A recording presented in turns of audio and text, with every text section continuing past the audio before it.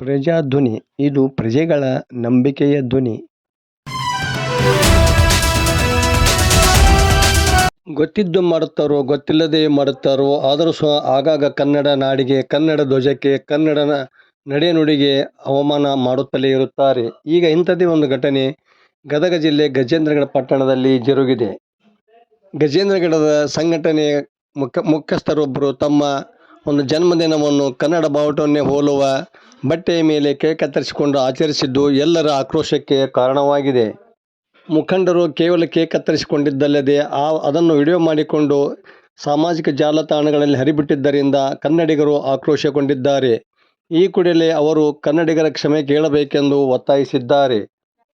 ಕನ್ನಡಿಗರಿಂದ ಆಕ್ರೋಶ ವ್ಯಕ್ತವಾಗುತ್ತಿದ್ದಂತೆ ಸಂಘಟನೆಯ ಮುಖಂಡರು ಕನ್ನಡಿಗರ ಕ್ಷಮೆ ಕೋರಿದ್ದಾರೆ. ಮುಂದಿನ ದಿನಗಳಲ್ಲಿ ಇಂಥ ಅವಮಾನ ಆಗದಂತೆ ಸರ್ಕಾರ, ಅಧಿಕಾರಿಗಳು ಎಚ್ಚರ ವಹಿಸಬೇಕೆಂದು ಸಾರ್ವಜನಿಕರು ಒತ್ತಾಯಿಸಿದ್ದಾರೆ. ವರದಿ ಪ್ರಜಾಧ್ವನಿ, ಲಕ್ಷ್ಮೇಶ್ವರ ನಾಗರಾಜ ಹಣಗಿ.